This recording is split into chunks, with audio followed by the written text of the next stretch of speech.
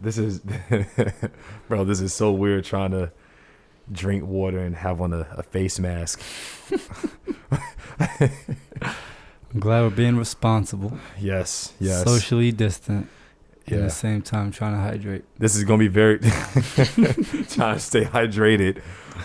This is going to be very different for anybody that's actually watching and even listening to this. Maybe we sound a little bit different with the mask, the face mask on. Mm-hmm. But we're trying to do our part in helping not spread COVID-19. Inshallah. If you are listening to this, this is our first episode, officially our first episode back since COVID started. Yeah, because we just had put out the Ramadan series. If you haven't heard that, go check it out. But that was something that we had pre-recorded just because we had to in the current situation. So this is the last time Drip and I have actually linked up. You know what I mean? Was before COVID. Gave each other air high fives and air hugs. So, you know. Yo, it is crazy, man. SubhanAllah, like we didn't record that with the intention of not putting anything out, you know, that was more true to time, like, you know, when we actually recorded.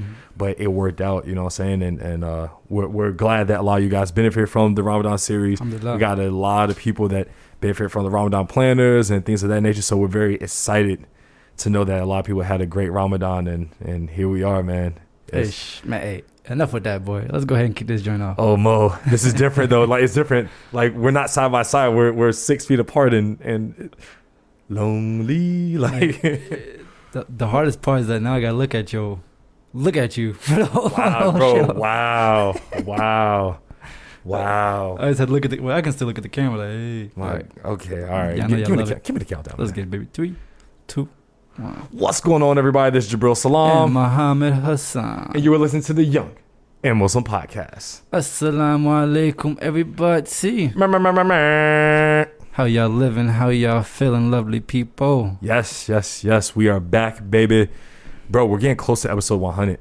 MashaAllah. Isn't that crazy? We're close. We're getting close. We've been keeping it 100, a stack, a beanie. Oh, we've been 100 from the beginning, right? Okay, let's get it. Finally, our episodes are catching up with us. Right, now let's talk about the beginning of quarantine and how that experience was for the both of us, our families, hey, our listeners. You know how that in those old, the early 2000s, late 90s movies, it'd be like something crazy going, da, da, da, da, da, and they stop me like, yo, so you want to know how I got in this position? That's us right now. We're like, hey, stop. So you want to know how we end up socially distancing, recording a podcast? Everybody's frozen like, let us take you back about 2.5 months ago. Where it all started. Yeah, so currently everything's going on with the pandemic, COVID-19. We don't want to bore you guys talking about facts because it's already been so long about it. Right. But now it's post-Ramadan. Ramadan is Ramadan quarantine was a new experience for a lot of us, for all of us. Every single one. And we just want to kind of go in and talk about that very briefly, and because we haven't, even between us, it was a weird time where now you spend a lot of time with family, and we're in quarantine. You know what I'm saying? How was quarantine just starting off? Like, what was your mind at when you were like, bro, I ain't got to go to work, I'm at home? Like, what was going on? Definitely a huge adjustment for everything. Like, adjustments towards my schedule, my mindset, my emotions. Going crazy. Everything was wild because I was at home and I was around my fam and I was like, who are these people? In reality, I'm like, who are these people? You know what I mean? You're like, Mo still lives here? I learned a lot about myself, learned a lot about my family. I definitely built better relationships with the people that I live with. And also, I would say that I was able to unpack a lot of emotions because, all y'all fellas listen to this. The truth of the matter is that I was very emotional. And I'm not even gonna lie to you. Like, you talking about feeling 30 different emotions in an hour, you know what I mean? From happy, sad, to being a maniac, to just, all over the place, bro. So I'm not sure if you kind of felt the same way, but yeah, I definitely did, man, because I already do a lot of freelance work as is, so working from home wasn't a big deal, but the fact that I couldn't go anywhere is what made it was just like, it was weird. Like I couldn't go on the roads. I couldn't go to the store. And at first we weren't doing anything. We weren't going anywhere, seeing anybody, nothing. And obviously it's kind of, relaxed a little bit more now with the rules and the states kind of, opening back up. But I definitely went through a struggle with my own identity of who I was as a man. Like, am I a worker? I identify so much with me being able to work and be able to move. Then I had to realize, okay, who am I when I'm just sitting still? Who is Jabril when I had to sit with myself and I had to be around my family 24/7? So what'd you find out? I found out that patience, and I said this at the beginning. Remember we did the 2020 episode. Patience really is my biggest struggle, and I don't handle stress well at all. Like I really had to work, and I'm still working on the way I manage my own stress, and that has to be the biggest lesson. Just as far as this whole quarantine goes as a whole, how I manage stress, and then how I manage my other relationships and friendships as well. I'm a very social person, but I'm not as social as I may have once thought. Like I like being secluded a little bit more, especially with social media, bro. Like, bro, I fell off of social media. I think a lot of people engaged more. I was more like, I'm taking this as a time to kind of sit back a little bit and kind of fell back a bit. Yeah, like kind of understand me more, because everybody's going on and doing these challenges and and I'm like, bro, I have no desire to do any of it, bro. Like none at all. So yeah, this quarantine was really a time for me to get to know me and to get to know other people very well, try and tighten up some relationships. And I feel like being able to talk to your friends and being able to kind of have those open discussions about how you feeling is something that I've been able to have that with a lot of my friends, aside from you and the close few, I definitely had a similar experience with you, because in the beginning of quarantine, one thing that I did, and I look back at it, I can call it a mistake or maybe call it an experience, definitely learning experience, was that I was trying to be just a Superman, you feel me? Because one thing that I focused on, got kids in the house and everything like that, and school was canceled. So the issue was that the school system where the kids go to, they had, a few online classes, but the agenda was very poor. But I can't put it on them because so much happened. They weren't expecting that.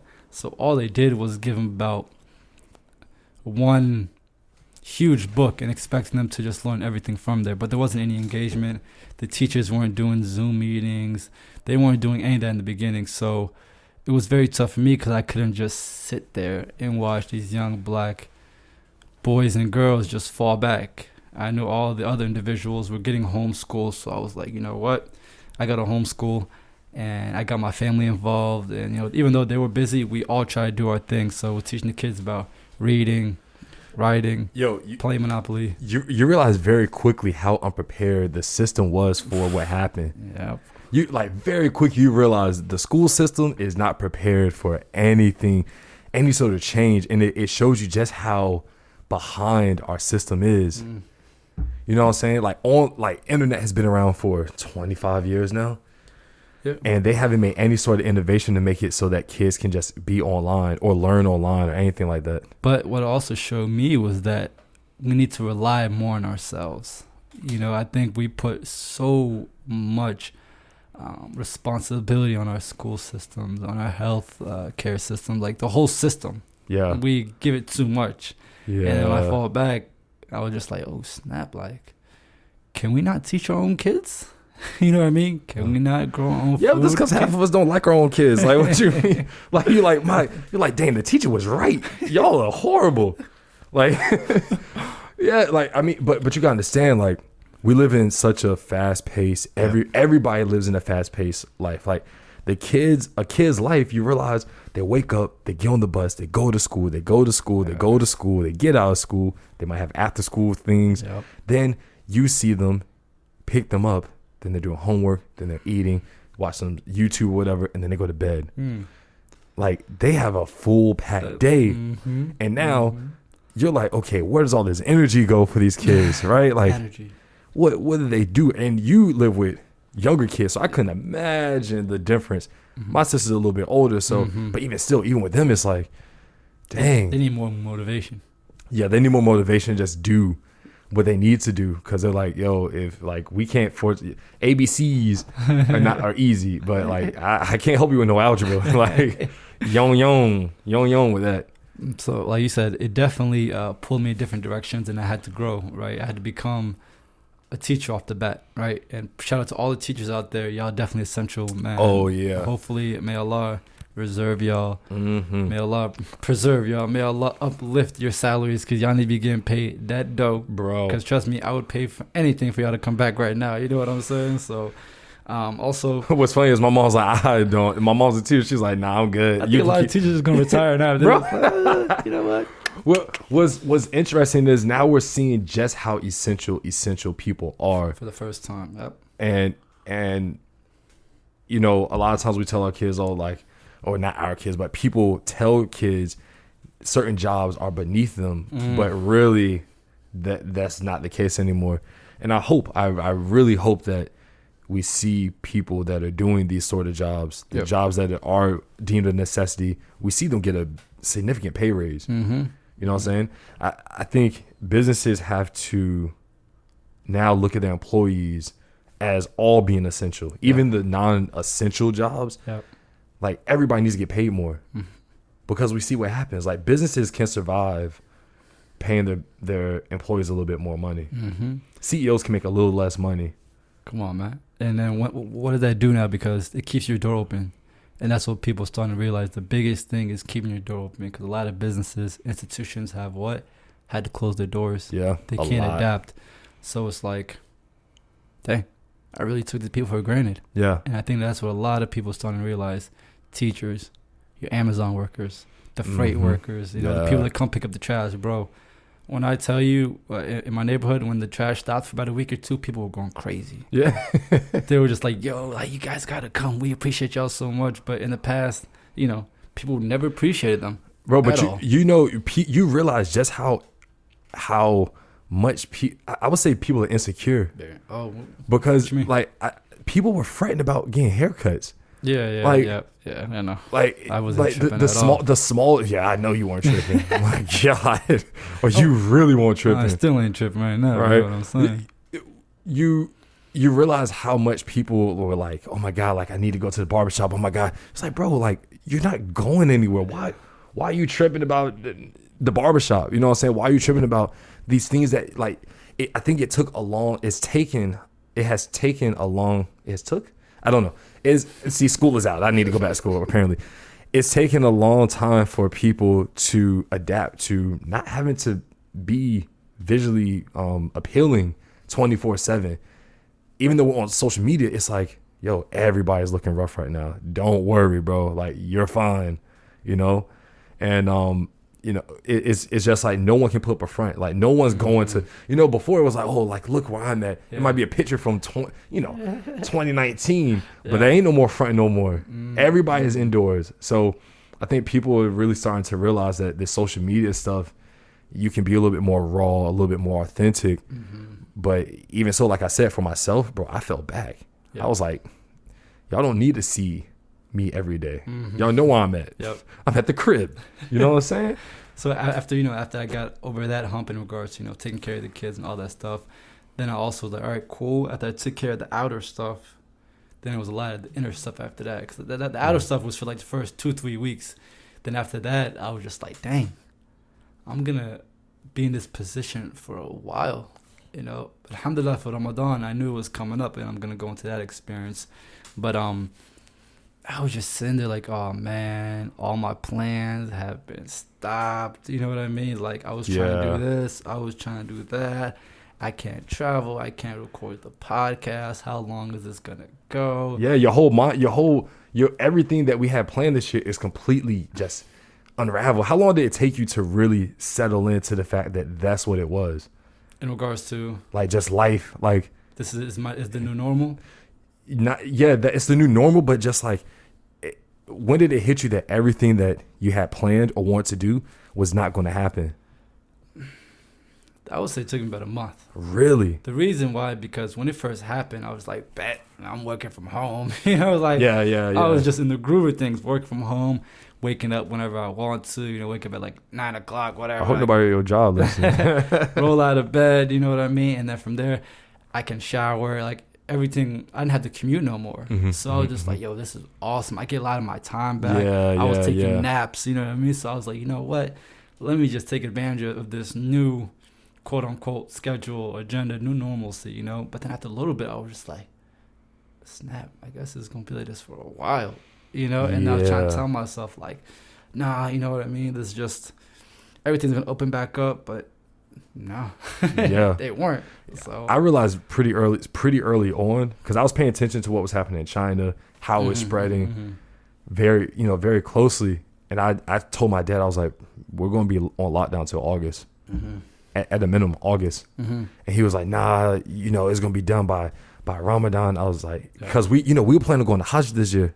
SubhanAllah, bro. And I realized very soon, I was like, we're not going to Hajj. Even if they don't shut it down, I'm not going because it's too risky. You know what I'm saying? That's hundreds of millions of people, going to the same place. It's just too much. So I knew immediately, I was like, this isn't going to happen. But I think me accepting I think that was it took a while. That's what I meant by the month. I feel like I'm still a little bit in denial about how things are going to roll. Like, I'm serious. Like, I'm just like, I want to travel. I want to do this. I want to do that. But I'm like, I can't. I can't move how I originally want to move. And to be honest, I think a lot of the things that we think are normal, like look at how we're recording right now, it's not going to be the same anymore. You know what I'm saying? We're going to have to adjust. And we used to clown China, the Chinese public, for wearing masks everywhere they went. All the time. And now look at us. You looking like Billy the Kid. But another thing is that the businesses have adapted. Other places have adapted. So I feel like sometimes as Muslims, we can be very hard-headed. You know what I mean? Yeah. Even with my fam, like, we're going out places, like, you guys know you got to wear a mask. Nah, we'll be okay. It's not even that serious. And I'm just like, Bismillah. Then after a little bit, we started to realize, I was like, yo, we can't be going out. There was a time where I didn't leave the house at all. Yeah, you were like, yo, I haven't left the house in 3 weeks. I was like, what? Costco, whatever. Other than that, bro, I was just, because there was some people out there that were reckless, and I didn't want to be caught in the middle of somebody's recklessness. Yeah. You know what I mean? So I was like, you know what? Let me just chill, because a lot of people aren't listening. But people started to get the hint after a little bit, you know? And then even we got to the point where people were even trying to tell the imams at the mosque, like, yo, y'all need to open up. I'm not going to lie. Shout out to my imam, because he's like, yo, bro, look, I ain't going to lie. At the end of the day, somebody passes, it's on my hands. Yeah, exactly. He didn't even move a muscle. So how was now? So we've quarantined. Obviously, it's quarantine. Yeah. How was Ramadan for you in comparison to past Ramadans, with you having to be in isolation with yourself, with your thoughts, with everything? There was no more distraction this year. I was just about to say that. There was no more getting away from, like, oh, I don't have time. Right? This was the first Ramadan in my life that wasn't a passive Ramadan. And what I mean by that, it wasn't a subconscious Ramadan. Like, everything wasn't in the background. You know what I mean? Like, driving to work, and while I'm working, I'm listening to Mufti Ming. Like, everything was subconscious. You feel me? Like, because at the end of the day, I'm fasting. I'm refraining from those different things, but I'm doing so many different things. I'm focusing on work, but I know that I'm fasting. Going to pray, right, at the mosque, and make these moves, and I know that I'm fasting. So it was cool in the past, because it's like, it wasn't that much effort, if that's the best way to put it. Now it was like, the effort had to be put in because I had the time. There was no excuse. Everything that was done this Ramadan was focused in first things first. That's what I meant by passive. It wasn't getting away from me this time. It was just like, all right, dude, let me read the Quran, understand it, really know what's going on. And it was awesome. This Ramadan, I'm not gonna lie to you. It was definitely one of the best for me. Yeah, like I said, the Ramadan plans came up big. Yeah, I think us having to go and shuffle through all the Ramadan content, the series, actually, it helped me a lot. I learned a lot just from re-listening and editing and cutting all the content. Like that helped me out a lot. And really seeing other people and how they were going through this time was a big help for me as well. This Ramadan was, at the least, man. This Ramadan was a lot, bro. Yeah, I'm not gonna lie. Like it was a lot because it was very hard to have a routine. It was very easy to be like, oh, like I'm just gonna stay up and sleep in. It was very easy to do that this year. You know what I'm saying? I feel as though I did do a lot more. Like you said, it wasn't a passive Ramadan for me. But mentally, it was a challenge. It was very challenging this Ramadan. Yeah. Energy was very low this Ramadan because you're not as active. So one thing I can say I did do consistently, I walked about 3 miles every single day. Because I said I had to mentally give myself an escape. And I did have a point during Ramadan where I had like I wouldn't say a breakdown, but it was just anxiety. Because usually after Ramadan, I'm like, okay, cool, I'm gonna go back to normal. I'm gonna be able to do this, I'm gonna do that. Like you put your life on, you slow your life down for Ramadan, but there was no picking back up the pace. The life was already slowed down before Ramadan. Exactly. But even still, like Ramadan came 3 weeks after we went down official like lockdown, right? Yeah.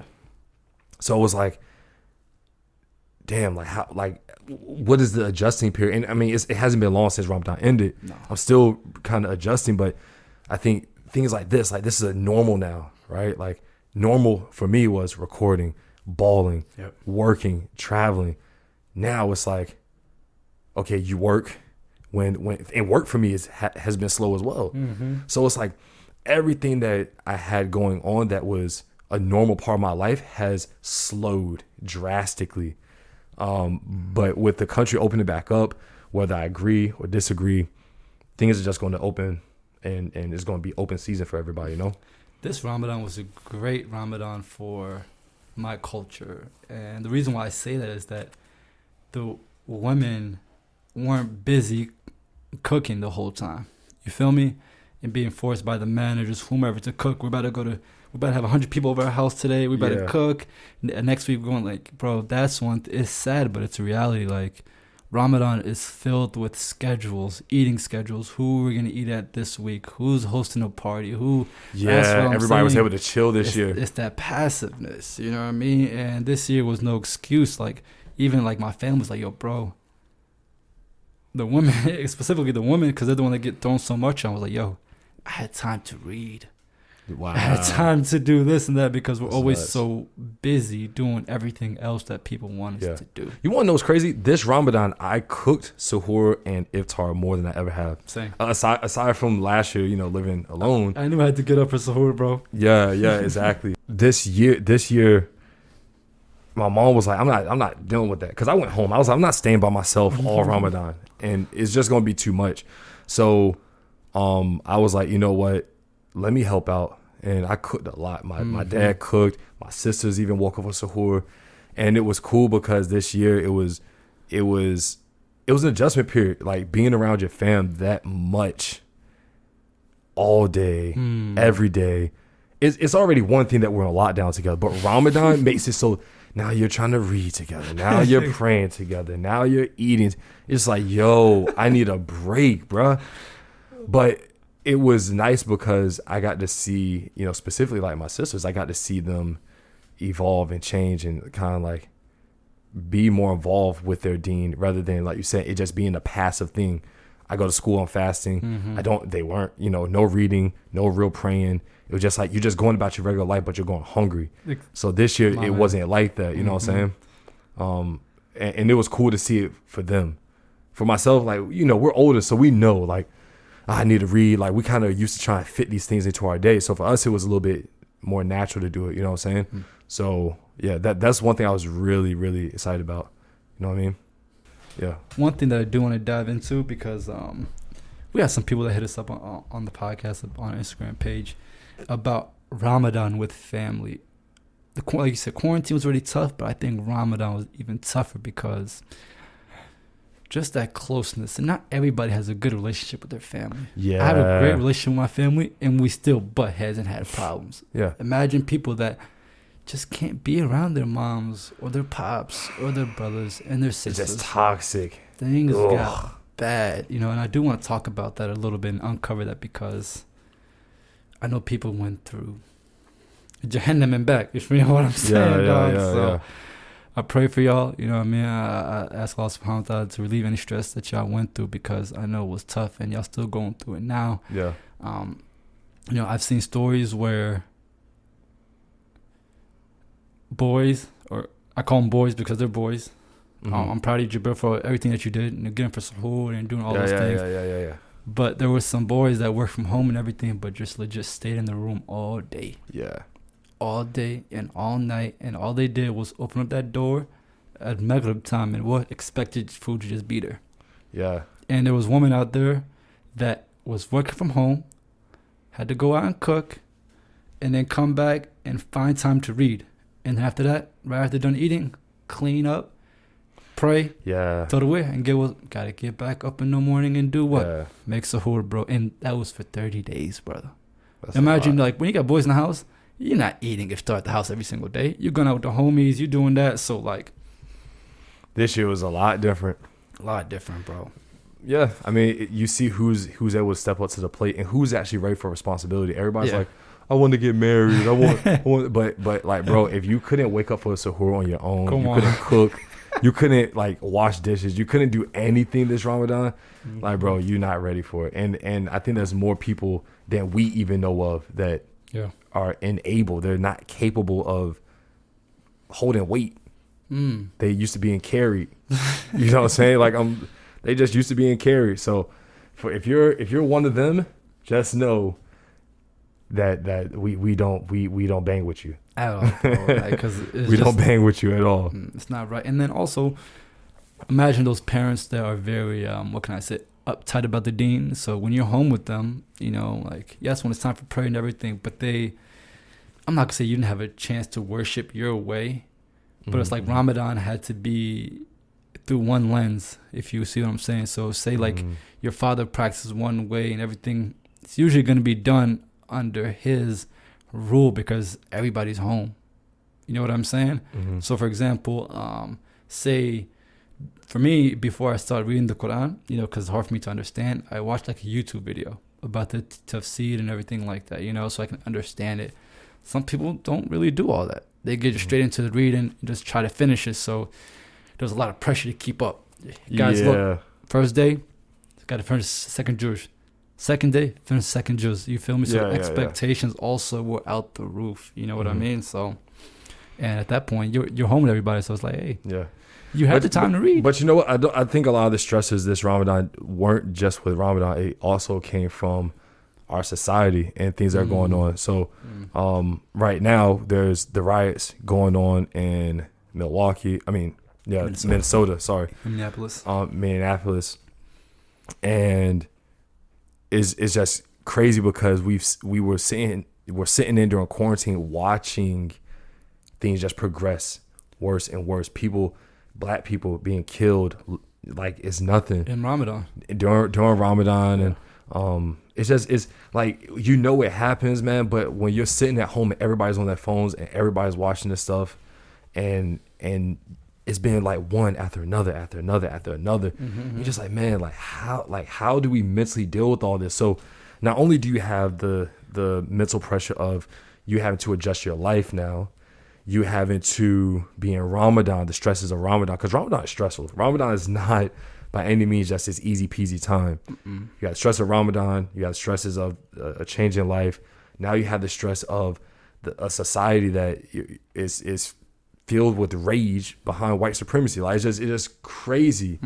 And then on top of that, now you're dealing with the craziness and idiocy of social media. It's just like it really, I personally look at it like, what are people doing? Like, it's not serving any purpose. Like, we're not using this the right way, especially with all this stuff going on. It's like it was like so many things happening at once, you know what I'm saying? Like, boom, boom, boom, boom. And you're just like, bro, I don't know how I can take all this. Yeah. Even before we go into that point, because I think it's something that is very important to talk about.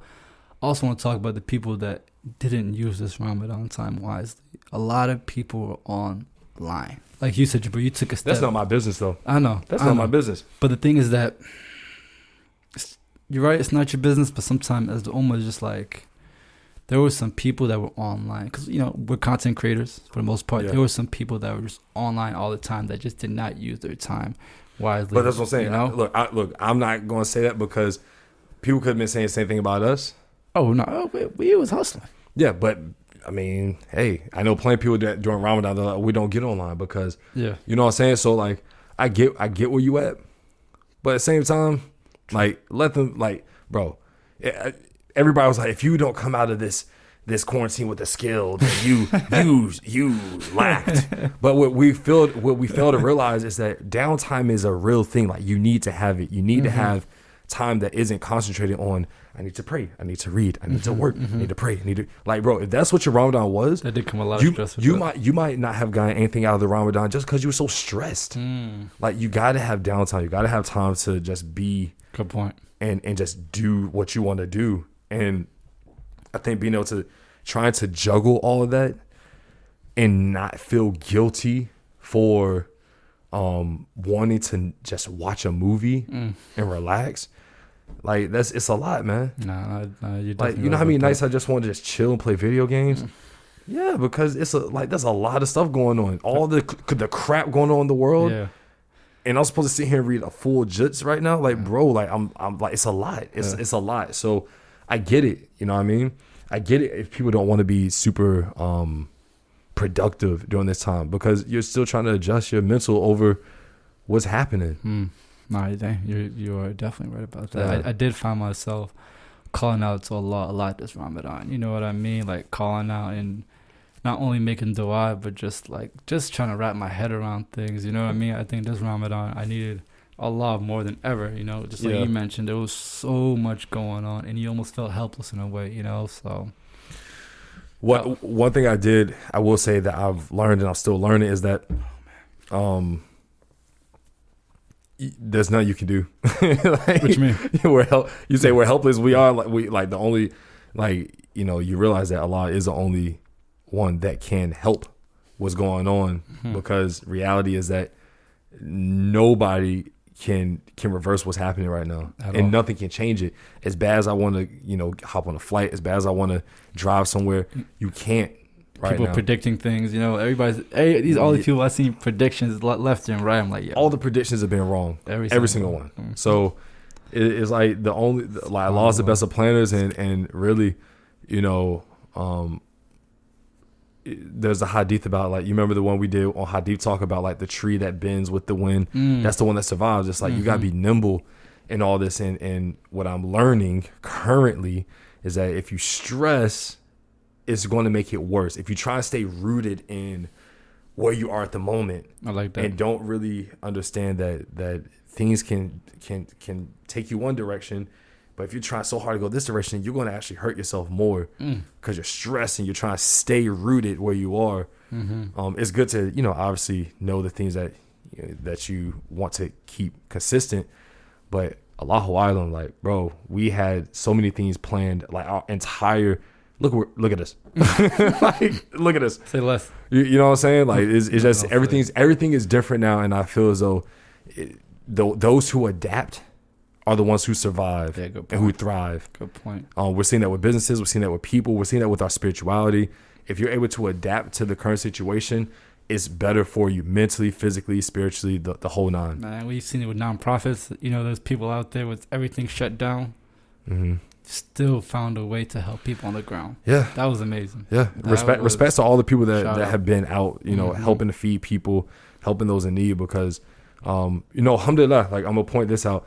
This year was the first year where we raised a lot of money this year. And although I'm going to stop categorizing this is my best Ramadan. Yeah, I'm done with that. Every Ramadan is different, right? This Ramadan was definitely the one where I gave the most, and I helped raise the most awareness for certain things and issues and feeding people. And we're not supposed to talk about our good deeds and brag about them, but it's more about if we did it, anybody can do it, bro. You can do both, actually. You can talk about them. You can have some deeds that you talk about and other ones that you conceal. Alhamdulillah, we did both. You know what I'm saying? So yeah. So it was good. But back to the craziness of our country right now, bro. Wow. Like, how do you feel? How are you feeling knowing that our country is in a place where so many people who are already distraught are still having to deal with the difficulties of just simply being and living? You know what I'm saying? It seems like if you go jogging, you're being attacked. If you're literally just chilling in your house, we're being attacked. If we're, you know, it's just like you can't be. And everything is just such a high risk life or death game out here, bro. It's ridiculous. I thought, because this is deeply rooted, white supremacy, this stuff has been going on for years, right? Yeah. People say this is going on. It just hasn't been filmed, but now it's being filmed. I thought with everybody staying home and combating the virus, that this would be gone. Yeah, it's pretty naive of me, but I'm like, we have bigger things to worry about, right? We have a virus that we can't even see. Yeah. We can't see it. And we still hating on each other. We can't track it. We don't know who has it, who's don't. We're trying to help our people, make sure people survive. And police are still finding a way to kill and hurt people. And hurt black people? Yeah, African, it's just like, how? What was crazy to me is the stark difference between the treatment of non-black people, and I'll say people of color, right? Non-African Americans and people of African descent or Hispanic descent or whatever, and how they treat Caucasians. Like the visible difference is crazy to me.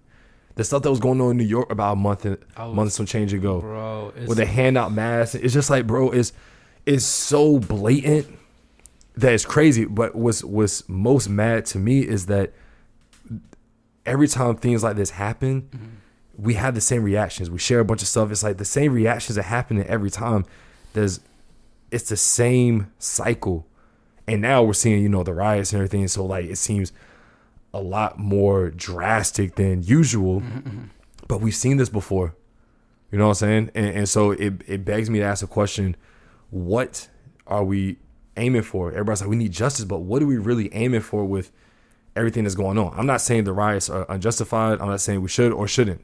That's not my place to say, because when the people are oppressed, they're either going to tell you or they're going to show you, right? But I do, as a African American living in this country, I do have to ask the question: what's next? Like, what happens for us? Yeah. Where's this put us? In a better position, in a worse position? What? Because the reality is, no one knows. Yeah. No one knows.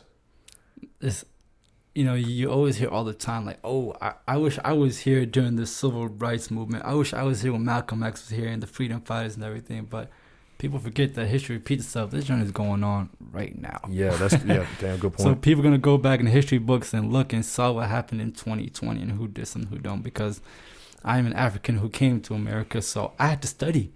I studied the history here. I'm just not going to come off a plane and know what's going on, right? Because that's not what we learn about America and other countries. We see America as what? A happily, bubbly place that you go there, you make money, land the free, home of the brave, all those yada yada. And you kind of put the blinders on. I know a lot of immigrants that come here, they put the blinders on. They're like, we don't worry about anything except for blinders. What's going on here. Because they see the dollar sign, they come here, America's the bank, and they know that the ultimate goal is not to stay here, is to cash out and do what? Build more villas back in their hometown, build the communities, build their people, and then they bring their people here, and guess what? We going back and forth. You feel me? We going back and forth. We going fishing, right? It's like going fishing in the barrel. It's like throwing fish in a barrel, right? But one thing that I realized was, like, we talked about earlier, Jabril, in regards to fighting back. How do you fight back a system that's 500 years strong? That's my opinion is that you ultimately don't win against a system that is so against you. Like, they're sending us signals they don't want us here. Yeah. The system, the America does not want us here, and it's been that way. They want us here for the labor and for the things that we can bring to the table, but they really don't love us. You know what I'm saying? They love what we have, but they don't love us. And it reminds me of an abusive relationship. We're in an abusive relationship with our own country, where we're too scared to leave because we don't know what's outside of these walls. But staying here is also not good. It's traumatic for the people that are here, bro. Like waking up with panic attacks and stress. I know multiple friends who like, bro, I've been having panic attacks for months, right? Not only because of what's like, the as we said, the stresses of just life and quarantine, because bro, now we're sitting ducks. That's how it feels. It feels like it's so much happening. There's nothing that you can do, bro. At first, I thought it was, hey, let me not get into trouble. That way I can stay away from the police. Let me not go to the clubs or be out late. That will keep me away from the police. Let me not speed. You know what I mean? Stuff like that. But when I heard the story about Breonna Taylor in Louisville, Shawty was sleeping in her house and her boyfriend had a permit to carry. And then they were looking for a drug bust, but they busted a drug dealer that morning. But the other officers did not get that call, or maybe they did. But they came up in the apartment for some drugs. That's a knock. So they had a no-knock warrant. So what that meant was they can do whatever they please. So instead of coming in, military style, they started to blast her whole apartment. There were holes in the 2 apartments that were from the right and the left. They shot from the window. Like, bro, Shawty could have had kids, babies. They didn't care because that's not their neighborhood. That's not their people. They're just like, we don't know who's in here. But guess what? We don't love them. It don't matter. It don't matter. That's Shawty sick. was sleeping. So that's what I'm saying. It's like literally, bro. I'm still trying to get over Botham Jean. Like, just chilling in your crib, chilling in your house. Come on, man. How does anyone in the world see that and then not feel as though like we're being attacked? I was in the wrong apartment. Yeah, like what? That's what I'm saying. Like people come home drunk. Yeah, and still get in the right spot. On, man. Like, oh, this ain't my house. Like, come on, like man. How do we look at that as a society and not be outraged by that? How do people who aren't African American look at that and not say, bro, what? Like how do you look at it as not your problem? Yeah. We love to talk about Second Amendment rights and keeping the government away from our rights, but when it doesn't happen to specific people in this country, they don't say anything. We saw white people go up in arms with AK-4. I saw a picture of a dude with a bazooka in a subway. He had a bazooka. Eating a sandwich? Bro. Yelling at police officers with AKs. Bro, I watched videos of a guy. Police are trying to restrain this guy. He's reaching for his gun. Ridiculous. Like, God, calm down, Jimmy. Yeah. Calm down. Yeah. But yet, unarmed African American citizens are killed. Slammed. Brutalized. It's just like, it blows my mind, man. And so, I beg to ask the question, what is the result? Like, what do we want to get out of this? What does justice look like? Because justice to me is not just a police officer getting jail time. It has to be a complete upheaval of a system, whether that's the policing system, whether that's the judicial system, whatever it is. All of that. Something has to drastically change. And my humble opinion, I don't think any of that will happen. Yep. So what has to change is we have to say, okay, we need a new game plan as a people. Yeah. We need a new game plan because what has been going on for the last century, the last 100 years, is not working. And to provide some more context for those that do not know what the system is, going back to the Breonna Taylor case, after what happened, the police just quote unquote retired. But we'll fast forward and see what happened to our brother Ahmaud Arbery, bro. Not only do we got to worry about police, we got to worry about regular citizens. This guy, who is quote unquote used to be an old DA and a police officer, whatever, he was known in the community, right? Homie just took matters into his own hands. How do you do that? There was no matter. He wanted to kill somebody, and that's what he did. Yes, and he just found any reason, and then he didn't get arrested for 2 years after he murdered Ahmaud Arbery. Then not only after that, they were chasing him for 4 minutes. You know, the guy in the car was filming him. Even his daughter filmed it, put it up on Snapchat. But then after that, the prosecutor, the DA, knew the police, the Gregory, whatever his name is, the Michaels, whatever his name is, who did it. You know what he did? He just passed the case along. Was like, oh yeah, he was protecting the neighborhood. But that's Protecting the neighborhood. that's what I'm saying. That is a. It's not even a snag. That's a rotten system. Yep, that's what I'm saying. It's a rotten system. So how you don't win against that? There is no winning against it. If you beat one, you have 50 left. You got, you know what I mean? It's just like, yeah. So from the jump, it's a fight and battle. So now it's like, okay, what do you do? Mm-hmm. What do you do when there's a system that isn't for you? You know what I'm saying? Like, it's not for us. It was never meant for us, and it never will be. Exactly. So my theory, my plan is to bounce. Yeah. Like, why? My dad always said, man, if I ain't wanted somewhere, then I ain't going to stay. I ain't staying somewhere I'm not wanted. Well, I feel like that's pretty applicable right now. You know what I'm saying? Like, any country in the world would love to have us, because think about how much buying power we have as a people. As long if we come together as a community, as a people, and actually utilize our spending power somewhere else, to wrap, it's over. That will be the most bustling country in the world. Mm-hmm. We built this country with far less than iPhones and cameras. Sheesh. And all this equipment and technology. Imagine what we could do now. Wow. The issue is that we're too afraid to leave this abusive relationship, because the unknowns of starting anew outweigh the actual displeasure of being beaten and ridiculed left and right and not taken seriously. Like, I would love to go someplace where you're appreciated and you're loved, but I don't know what that's like. One, I don't know what that feeling is like. Wow. And then two, I don't know where to find it. What if I go somewhere else and it's not fun? It's not up to the standards that we have here. But long term, maybe it could be better. We don't know. Yeah. And so really it's like, I've always thought that, why is it that you go to most countries in the world, you're going to see, Yemenis, you'll see Sudanese people, Egyptians, Lebanese people, you'll see Asians, Chinese people, you see Bengalis, you'll see different people scattered throughout the world, but African Americans are really only here. And if they are elsewhere, it's only like a family here, a family there. It's not like a full community has left and gone somewhere. And I've equated that to when the Chinese come here, they all come with a cultural plan. There's a cultural plan that when they come here, they're starting businesses. Bro, how does every major city have a Chinatown? I just thought it was a coincidence. It's a cultural plan. They come here with a plan. You know what I'm saying? They don't send the idiots. They send their brightest people to come here to work, to get it rolling, and then they just keep sending more people in.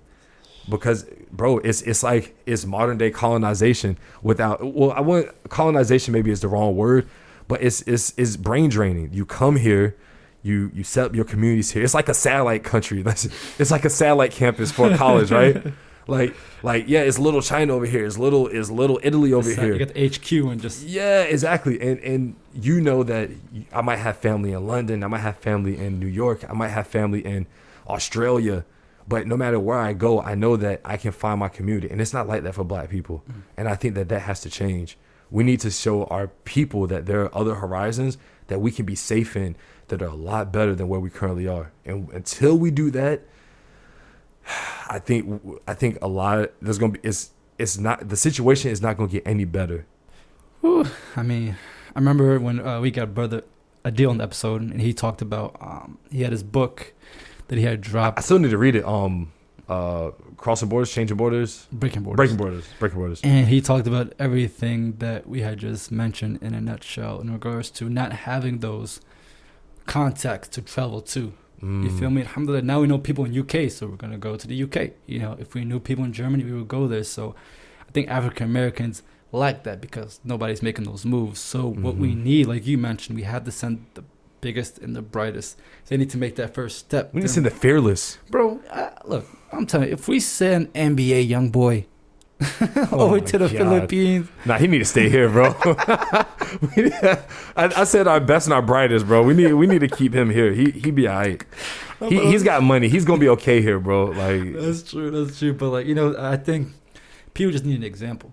And not, bro. Like imagine if all the African Americans had a plot in land in Dubai, the Emirates, like in those beautiful countries like that, and you got some money, bro, they gonna treat you like kings and queens that we are. The thing is, there are African Americans that can do that.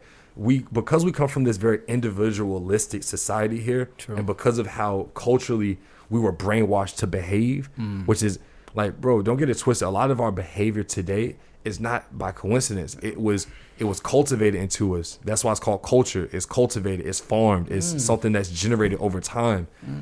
Our culture is not always our own. Sometimes the behaviors that we have been planted in us. Cultivated culture. You feel me? So the way that, during slavery in those times, it was cultivated in us to not work together, to make us look at each other as not a unit. You know what I'm saying? Why do you think so many people oppose Harriet trying to take people and run away? Like there were slaves that were snitching. Like, you know what I'm saying?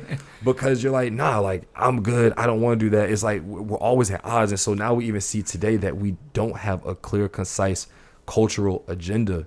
We don't have a ethnic agenda. We don't have a racial agenda of what do we do. And so that's why I say with the riots and everything going on, what is the result? What are we trying to accomplish as a collective so that things like this don't happen? To be honest, I don't know. Yeah, that's at least now. I don't know. Nah. We're gonna have to bring Akon on this joint. You know. Right? Yeah, like we need to bring Akon so he can let us know how things are going elsewhere.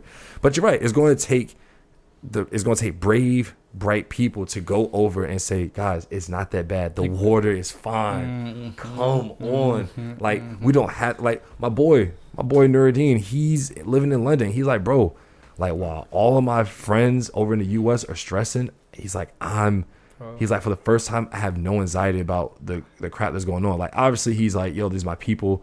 Like, I feel bad and I want help. But he's like, I don't have that anxiety. Like, he was on IG Live. He was getting interviewed and he was like, I don't wake up in the morning with anxiety anymore. He said, I hear police sirens and I don't get anxious because I know that the police here don't carry guns. So I'm not about it. There's like the likelihood of me getting the crap beat out of me is not likely here. They're just nosy. Yeah. What are you doing? Put that down. I give them my details and I move on. That's what the brother said to in the live. Yeah. Yeah. So I think, having friends, like I have Nuruddin and I ask him questions all the time. Like, and I'm like, bro, like you've convinced me. I'm out. You know what I mean? Like it's simple. It's simple now for me to look at someone else and say, man, like he's done it. I can do it. If not London, then somewhere else. And I can figure it out. It's not as scary, bro. Even to look at like your family and your people, like, bro, people are leaving their nations to seek a better life.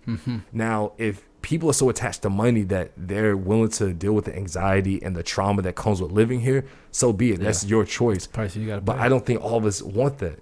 I think many people would rather live in a more peaceful climate and have a more controlled life than the chaos that happens here. And life is different from when my parents first came. Because when my parents first came, they were struggling. Now they're all right, alhamdulillah. They've been here for 30 years, so they're okay. Family back at home's okay. So just like, if we go back, it's not going to be bad. Yes, the lifestyle's going to be different. I think the biggest thing that people are going to have to realize and take time is just to adapt. You're not going to have the same lifestyle that you did here. But like you said, you can cultivate it. You can make it. And over time, it's going to be even better because you can do the same thing over there that you're doing here. But guess what? Everybody looks like you. That's crazy. Everybody looks like you. That's nuts. Y'all having fun. Y'all doing dope things. And guess what? Y'all all breaking bread. And we all good. And then when we see a white American, we're like, yo, who is this? He doesn't belong. He does. Right? But you know what? With our demeanor, with our cultural friendliness as African people, we don't behave the same way as Caucasians. Not even close. Not in the same the same way. So I feel like white people that live in African countries don't get treated the way that African Americans or African people of African descent get treated in the Americas. It's completely different. So But look, man, I think with that, bro, like, if anybody is going through the anxieties, you're having trouble processing what's going on, feel free to reach out to us, because we're dealing with it just like you guys are. And you know, I had a friend, she sincerely asked me like how I was doing, and that she was the first person to really ask me that. And I want to ask you guys the same thing. How are y'all doing? Yep. Like, how are you processing this? How are you, you know, how are you mentally feeling right now? And if no one has asked you and you've had no one to talk to, feel free to talk to us. Hey, bro. Condolences for all the families that were affected. You know, condolences to Big Boy Floyd. You know what I mean? For what happened, bro. It's a tough time. Yeah. You know what I mean? It's definitely a tough time. Definitely a hard time right now. So, like Jabril said, we're in this together. We all we got.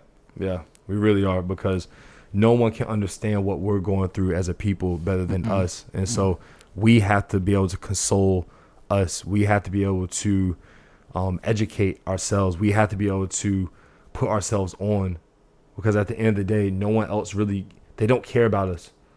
And I mean, I'm even seeing within the Muslim community, like, it's taking people time to rise up and speak out against it. You know what I'm saying? Like, the Ummah is supposed to be one body, and obviously a leg is being chopped off right now, and it seems as though people acting like, you know, hopping on one leg is all right, but it's like there's a whole section of us hurting here. Majority of Muslims in America are African American.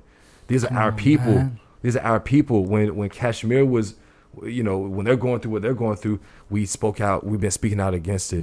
When, you know, what's going on in Palestine, bro, the African American movement has been speaking out against the atrocities of the Israelis since the beginning.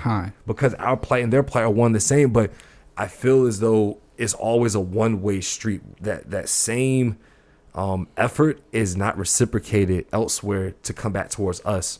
No. And I think that has to change, especially as Muslims. We have to do a better job. It's there. But as people with outlets, as people that have these platforms, if you know, you put in a story today, if you're following Muslim influencers and they aren't letting you know what's happening, if they aren't educating you on what's happening, then you really need to second guess who it is that you're following. Why are you following them? To listen to their mixtape and their look at their beauty routines, or to listen to them just talk all day long. Like, Allah bless us all with these platforms.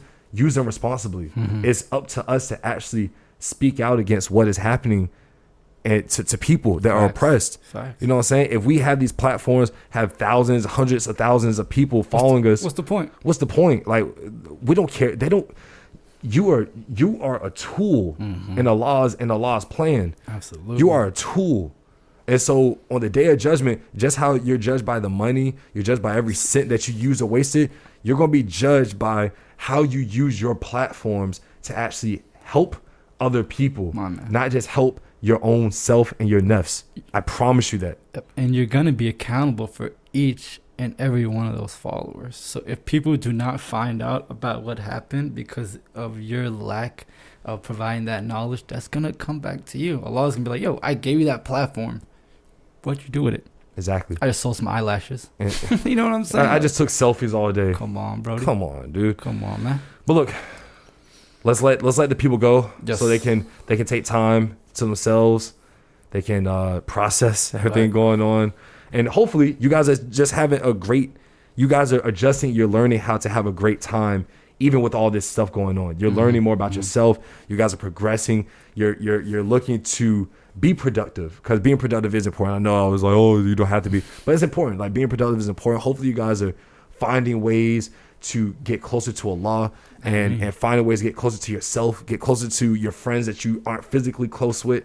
Figure out how to adjust and adapt in this time of what first seemed like helplessness, but now seems like a real opportunity to be better. Because eventually, when the ashes do settle, you want to rise from the ashes like a freaking phoenix, bro, and then spread your wings and go. I promise you, is some of y'all are gonna fly. 2020 is going down in the history books. Yeah, this has been one of the most historic years, and it's still my year of our lives. You know what I mean? So how do you want to be remembered by our great grandchildren. You know what I mean? Because they're gonna look back in history books. It might be a virtual book. You know what I mean? It might be a holographic book, but they're gonna read it. Yeah. And what they gonna see? What did you do? What are they gonna see? So, Muhammad. Yes, sir. If people want to keep up with us, they want to watch us, follow us on social, where can they do that? So if they want to watch us and see us being socially distant and responsible, yes, check us out on YouTube, The Young and Muslim Podcast. Spell it out, The Young and Muslim Podcast. Please subscribe, like, comment, and let us know how we doing. If you want to follow us on social and see us do our thing and rock it out, yes, sir. That's Twitter, Instagram, Young and Muslim, Young, the letter N, Muslim. Also, likes on Facebook. And bro, if they want to stream this thing and listen to us, how can they do that? Well, but seeing how you guys aren't listening on the go, you can still listen at home or on your walks or maybe your drives around the block on Spotify, Apple Podcasts, iHeartRadio, Pandora, the link that's in our Instagram bio. Yes, it'll give you all of that. You can listen on Stitcher Radio, Spotify, SoundCloud. You can listen everywhere, basically. Now we're on all listening platforms. Listen to us. Make sure you guys subscribe. Leave us a review. Please. Because reviews let us know how we're doing. Exactly. Let us know more what you guys want. And as I said before, hit us up on social. Shoot us a DM. And let's open up these conversations. Let's hear your ideas. Let's hear how you guys are feeling in this crazy, crazy time. Love ya.